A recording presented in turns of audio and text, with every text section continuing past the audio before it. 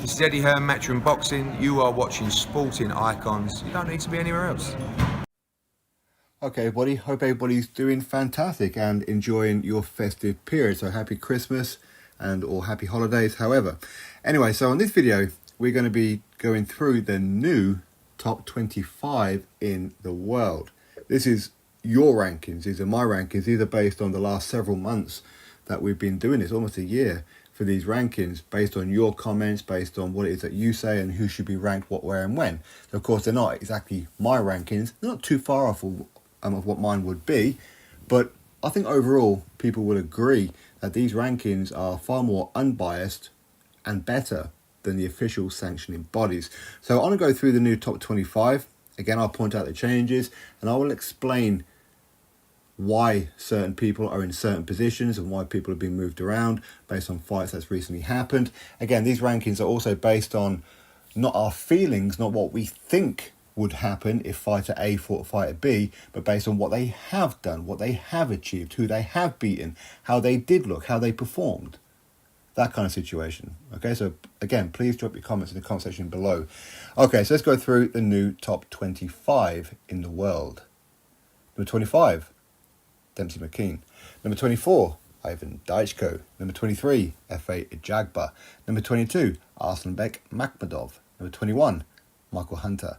Number 20, Jermaine Franklin. Number 19, Hughie Fury. Number 18, Derek Chisora. Number 17, Otto Wallin. Number 16, Maya McCauley. Number 15, Fabio Wardley. Number 14, Frank Sanchez. Number 13, Jared Anderson. Number 12, Aja Kabayel. Number 11, Daniel Dubois. Number 10, Deontay Wilder. Number 9, Andy Ruiz Jr. Number 8, Joseph Parker. Number 7, Joe Joyce. Number 6, Dillian White. Number 5, Zhilei Zhang. Number 5, Filip Hrgovic.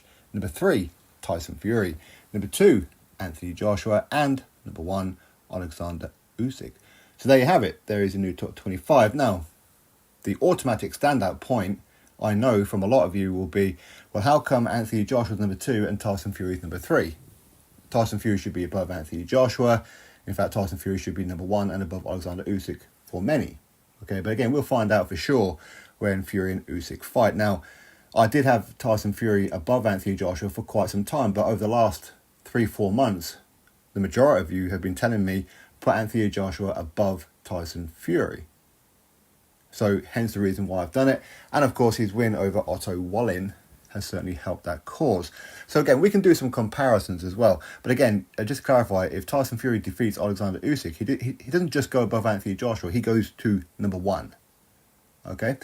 Now, if we were to really look at it, okay, Tyson Fury for Otto Wallin. Otto Wallin took Tyson Fury to hell in a handbasket, busted up his eye, had him on Bambi legs in round number 12, and the fight should have arguably been stopped at any point during that fight. But officially, Tyson Fury did defeat him on points. Anthony Joshua has just made that same guy quit. He battered him from pillar to post. Easy work.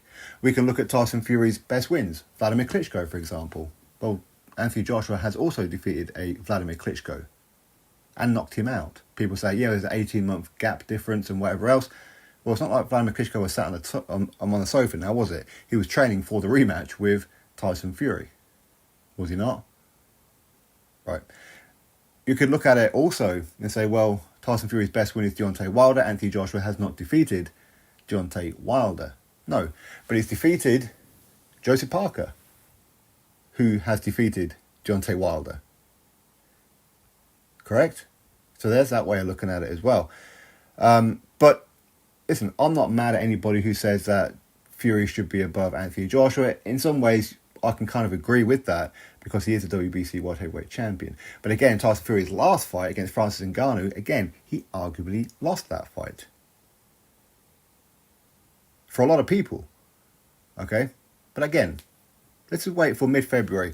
Let's see how he gets on against Oleksandr Usyk. But as I said, that win for Anthony Joshua over Otto Wallin was a very, very good win for him. It was a statement win, wasn't it? Now, what's next for Anthony Joshua? Well, I'm sure he's going to have, as he always has, a multitude of options, especially now he's not champion, so he's not forced to fight certain fighters. Again, you see a lot of people who criticise Anthony Joshua's resume, who he's fought, the likes of Kubrat Pulev and Alexander Povetkin, all these kind of ones. Again, a lot of these names that he's fought and defeated is far more in depth than what Wilder has done, than what Fury has done. Let's just be honest about it, he has. But again, a lot of them were forced on him because of mandatories. But the Anthony Joshua versus Deontay Wilder fight.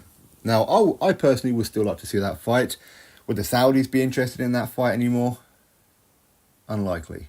Very, very unlikely. And probably going by a lot of you lot, where suddenly you're not that interested in that fight anymore. Now, these guys did sign to have the fight before Joshua fought Wallin and before Wilder fought Parker. They signed, but it was contingent on both of them winning. Joshua done his part, Wilder didn't do his part. And I have seen quotes from Michael Benson that Deontay Wilder, he said that Joshua, Eddie Hearn, they don't want this fight with me and whatever else. Which is kind of bizarre, isn't it? Because Joshua signed to fight you. It was Team Joshua who was trying to get the fight with you for quite a long time recently. Even had everything agreed, terms, everything with the Saudis until the Saudis changed personnel, which made that fight collapse. It was Team Joshua who offered Deontay Wilder $100 million a couple of years ago to fight him twice on DAZN. Wilder even had the meeting with the DAZN people about it. Wilder even said he was offered more money to fight Anthony Joshua than what he was to fight Tyson Fury, but he chose to fight Tyson Fury instead. But Joshua don't want that fight, but Wilder does. Listen, I know the world's not perfect, but surely there's not that many imbeciles out there who would believe that it's Wilder who's always wanted to fight and not Joshua. Surely not. But anyway, we'll have to wait and see. If that fight still happens, great, I'm up for it. But the more likely one will be ordered by the IBF. Filip Hrgovic versus Anthony Joshua. Filip Hrgovic is the IBF mandatory challenger. And now Anthony Joshua has defeated Otto Wallin, who was number 2. Anthony Joshua was number 3, but now Joshua will be number 2. So that'll be number 1 versus number 2, and that will be ordered for the vacant IBF World Heavyweight Championship once the first Fury and Usyk fight is out of the way. The winner of that fight will then be stripped once a rematch clause is activated. If it's not activated, then of course you could see Hrgovic versus the winner. But in the meantime, I fully expect the IBF to order Joshua versus Hrgovic for a minimum of the IBF interim World Heavyweight Championship. So therefore, they can get that fight done. They don't have to wait for Fury Usyk to be stripped. They can get that fight done when it becomes interim champion. And once the belt then becomes vacant, will then be elevated to full champion. So I do expect to see that fight. And we'll talk about Filip Hrgovic's last fight against Mark Demori in a minute. But if not, I'd like to see Joshua versus Zhang. We know they've fought in the amateurs, most notably the Olympics, where Joshua dropped him and ultimately beat him on points. Zhang has said immediately after the Otto Wallin fight, he wants that fight with Joshua. Which is weird, isn't it? Because probably about a year ago, when Joshua was rumoured to be potentially going to China to take on Zhilei Zhang, a lot of people are saying, well, Zhilei Zhang, he's old, he's slow, he's garbage, yada, yada, yada, he's no good. But of course, his performance against Filip Hrgovic, and of course his back-to-back stoppage wins over Joe Joyce, has boosted him right in there. And amazing how 1 or 2 fights can just totally turn public perception. I'd like to see that fight, I really would. Anyway, we'll have to wait and see what Joshua does next. Now, of course, you could look at it and say, well, Deontay Wilder number 10. Some people say that's too high. Some people say, well, that's too low. He is former WBC World Heavyweight Champion. He defended the belt, 10 times. He deserves respect, yada, yada, yada. Well, I think a top 10 is actually showing him respect based on his very, very poor resume. It is poor. Think of his best wins. His 2 best wins are Luis Ortiz and Bermane Stiverne. Well, that's worrying, isn't it? That is worrying. Now, you could say, well, Andy Ruiz Jr., he shouldn't be above Deontay Wilder. Well, Andy Ruiz Jr., okay, he's also lost to Joseph Parker the same way that Deontay Wilder has. And that was a bad beating by Joseph Parker on Deontay Wilder. It really was. He didn't just get outboxed widely by winning every single round, but even got beat up in the final round, didn't he? But anyway, back on to Wilder and Ruiz. Now, I would like to see that fight first thing. I really would. But Andy Ruiz Jr. did lose to Joseph Parker, but arguably beat Joseph Parker for a lot of people and got jobbed because it was in Joseph Parker's home country of New Zealand for the vacant WBO World Heavyweight Championship. But he's also got a win over Anthony Joshua, something that Wilder doesn't have. Okay, he got comprehensively outboxed by Anthony Joshua in the rematch, but officially he does have a win over Anthony Joshua. Equally, he's got a win over Luis Ortiz as well. That's why Andy Ruiz Jr. is above Deontay Wilder. But I know some people said that Wilder should retire and whatever else. I wouldn't want to see him retire, not yet. I'd like to see him have a couple more fights, I really would. I said Anthony Joshua fight would be very, very interesting. The Andy Ruiz Jr. fight would be very, very interesting. I would still want to watch that, I would. If not, something that Wilder never did was clean up domestically. He never did that. Even though he only ever fought in America as champion, he never defended it outside the US. But he never cleaned up domestically. So why not loser Deontay Wilder take on the loser in Big Baby Jarrell Miller? And I'm not saying that to be derogatory or anything. They both lost their last fights, right? Is what I'm saying. They're both on the same card. Both Americans. Both loudmouths. They both don't like each other. They have a bit of history. Something to do with Wilder's wife or whatever. I don't know what that is.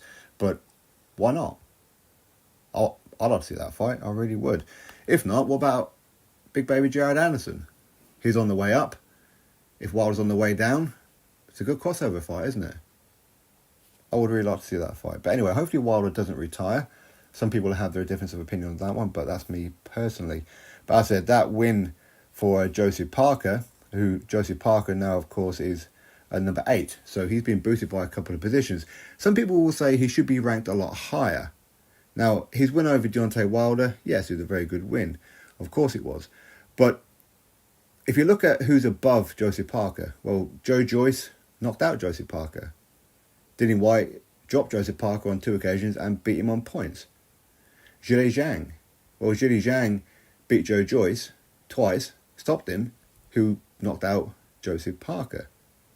Philip Hrgovic. Well, officially, he's defeated Zhilei Zhang. Again, controversially for a lot of people, for sure. But officially, he has defeated Zhilei Zhang, who Zhilei Zhang stopped, beat Joe Joyce twice, who knocked out Joseph Parker.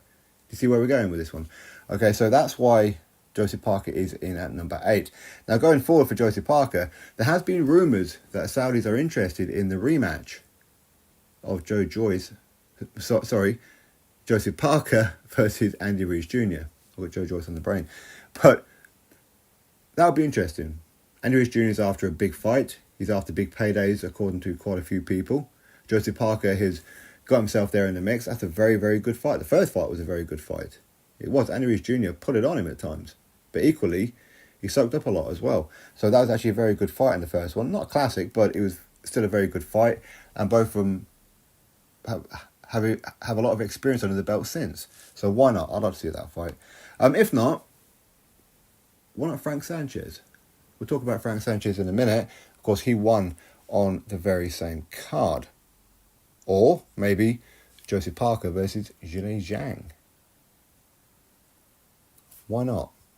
Anyway, Joseph Parker, again, he's one of those where it just takes a win to get you right back in the mix. Where a lot of people were writing Joseph Parker off for quite some time, weren't they? Interesting. Dubois. Dubois is number 11. Good victory over Big Baby Jarrell Miller. Jarrell Miller, he spoke a lot before the fight, insulted him. A lot of people were saying that Dubois got quit in him and however else. He did show a good backbone in that fight. He was under the cosh on a couple of occasions in that fight. And he had to show a lot of backbone. And he did. So well done to him, especially with getting a stoppage win. Okay, arguably, maybe the referee or Jarrell Miller's own team could have waited those extra 10 seconds to allow Jarrell Miller to go the distance. There's only 10 seconds left of that final round. But still, good victory for Dubois. It was. A lot of people weren't picking Dubois to win. I was. Because again, for me personally, I felt that Jarrell Miller, now he's no longer on the juice because he's being tested. He hasn't looked great. His last fight with Lucas Brown, would it go 6 or 7 rounds? You don't go 6 or 7 rounds with Lucas Brown. You just don't. When you're getting your head punched off at times in that as well. I always felt Dubois would beat him. Did I think he would stop him? Not necessarily, but I thought he would beat him. Anyway, if going forward for Dubois, I'd like to see him take on Martin Bakole. Martin Bakole has mentioned about Dubois on quite a few occasions over the last several months. Well, why not? I'd like to see that fight. Personally, I think Dubois will end up fighting Manuel Charr for the WBA regular, but I don't want to talk about that fight because that's just stupid. But I understand the business side of it. But I'd like to see him take on Martin Bakole. Very interesting fight. I'd certainly watch that one. Or if not, Jared Anderson. Dubois versus Jared Anderson. Would you watch it? Of course you would watch it. Of course you would. Anyway, congratulations to Dubois. Again, another person who a lot of people are writing off. You get one victory, boom, you're a talking point again. That's what's great about the heavyweight division, isn't it? Filip Hrgovic. Now, Filip Hrgovic, he's number 4. Some people say that's pretty high, but I think I've explained that a little bit earlier on. But that win over Mark Demori, is that a good win? No. Mark Demori learned how to box on YouTube. That's what he done. He's the guy who got beat up on David Hayes' comeback, if you remember. Which is a guy who fights journeyman. Okay, he's got some, I don't want to say heritage, but he has some links to Croatia, so I can understand it from that perspective, being that Filip Hrgovic is Croatian. I think Mark Demori's wife is Croatian or something. I think and Mark Demori, I think he lived in Croatia for a while, maybe still does, but he's actually officially Australian. But it was a poor fight. Okay, it was a one-sided win that Filip Hrgovic was always going to beat Mark Demori, and I'm very disappointed in Filip Hrgovic for even accepting that fight. I mean, surely he wanted to test himself a little bit more. Maybe he just wants to preserve his position. I don't know. But since that win, he has spoken about. Oh, by the way, he was hitting Mark Demori in the back of the head. He didn't need to do that, but he did. But he was speaking about a Frank Sanchez and a Jared Anderson. I'd certainly watch those fights. But again, as I said before, the most likely one will be IBF ordered against Anthony Joshua. We've always spoken about that, so I don't have to go around the houses again and speak about it. But that would appear to be the fight next. Okay, so also boosting the rankings, Usyk Kabayel. Last time he had a good win was Derek Chisora. I think that was back in 2016, I think it was, 17, something like that. I forget now. I remember watching the fight. It was in Monte Carlo. It was on the Dimitri Bivol against Trent Broadhurst, or when he was called Trent Broadhurst. And I remember that because I interviewed Trent Broadhurst just before the fight as well. Nice guy, again from Australia. But Usyk Kabayel has done nothing since. He became European heavyweight champion, didn't defeat anybody that was really recognisable. And when he was ordered to fight Joe Joyce, he vacated the belt. So that told me a lot about Usyk Kabayel. So of course, when he's fighting Makhmudov this weekend in Saudi Arabia, the fact that he stopped Makhmudov in 4 rounds certainly surprised me. And I think it surprised a lot of people. But of course, at the same time, where people may criticise Makhmudov, and I'm not being biased because I interviewed him recently, but Makhmudov, he did break his arm in round number 2 in 2 places. So that would certainly hinder what it is that he can do. Not being able to take the body shots, okay, that's something else. But at the same time, if your arm is broken in two places, you can't fight back. So you may as well just go down and just give up or whatever. Okay, so I don't blame Makhmudov for going down. If his body is an issue, well, that's something he's really going to have to work on going forward. But either way, regardless, he broke his arm in the fight. It's not an injury that he carried into the fight. He broke it in the second round, so the fight was already underway. So quite clearly he broke it because Kabayel done something, didn't he? So we had to give Usyk Kabayel a lot of credit. Makhmudov has got a long way back. He's down at number 22 here. But Kabayel, good victory for him. Now let's see him maintain it. No more fighting these Europeans that we've never heard of and that, okay? Let's go forward now for Usyk Kabayel. Let's see what he does going forward. Frank Sanchez. Now, Frank Sanchez is ranked number 14 here. Good win over F.A. Jagba a little while ago. I was on the Fury Wilder Part 3 undercard, if I remember rightly. Or Part 2. I think it's Part 3. But since then, he's been going backwards. He's been fighting journeyman and all those kind of stuff, which is weird, right? And on the Saudi card this past weekend, he defeated Junior Farr. Now, Junior Farr got beat on points by Joseph Parker. No shame in that. But also got knocked out by Lucas Brown. I think there's quite a lot of shame in that. There is, okay. And since then, he had a journeyman win. So Frank Sanchez was always going to beat Junior Fa. I'm surprised it took him that long, to be honest. But Frank Sanchez is not exactly the most exciting fighter in the world. But against the style of a Junior Fa, he will look quite fun to watch. But usually he's not. He's usually quite boring. Okay, but regardless, I think that for Frank Sanchez, was it a good win? Not really. It was just a keep busy fight. But him, as I've already said before, against Joseph Parker, I'd certainly watch that fight. Be a very interesting fight. Let's see how good Frank Sanchez is. If Frank Sanchez can get the scalp of a Joseph Parker, that would be brilliant. Equally, that would be brilliant for Joseph Parker as well. But again, I know a lot of people are quite high on Frank Sanchez. They really are. Now, fights coming up, of course, as I said before, mid-February, you've got the undisputed fight between Tyson Fury and Oleksandr Usyk. Hopefully that fight goes ahead. Listen, we're all thinking it. Okay, we're all worried that it won't.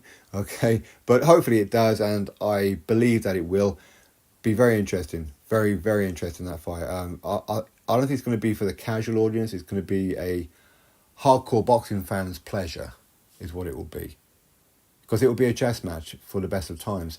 Who's going to win that fight? Listen, we'll speak about that a little bit closer to the time, but that is certainly something to look forward to coming into the new year. Anyway, that is your new top 25. Please drop your comments below. Again, if you disagree with certain positions of certain fighters and whatever else, let me know why. Please don't just say what a lot of people say, so-and-so shouldn't be there. He's ranked too high. Well, tell me why he's ranked too high, and tell me who should be above him and why they should be above him. I know some people have mentioned about Dillian Whyte, the fact that he's under a PED investigation right now. Yes, that is true. Again, he's under investigation. He hasn't been banned. If he's banned, obviously, he'll get dropped. Okay? But again, Dillian Whyte has a very, very good resume. He's been in there with Joshua. He's been in there with Fury. He's beaten a Joe Joyce. He's beaten a Alexander Povetkin and all these kind of ones. Okay? So he deserves to be up there. For me, at least, anyway. Anyway, that's it. Top 25. I hope you will have a great festive period. And if you don't watch any of my videos between now and New Year, I hope you all have a very, very happy and prosperous New Year. But between now and then, I will be doing a couple more videos based on the British heavyweight rankings and, of course, the American ones and that as well. Again, these are your rankings and any updates that the official sanctioning bodies do as well. Videos will follow suit on that one. Gonna have to try and squeeze it in my other work time and family time and that as well. But I will get cracking on that once again. Anyway, again, thank you very much for your support, and I'll catch you on the next video. Subscribe.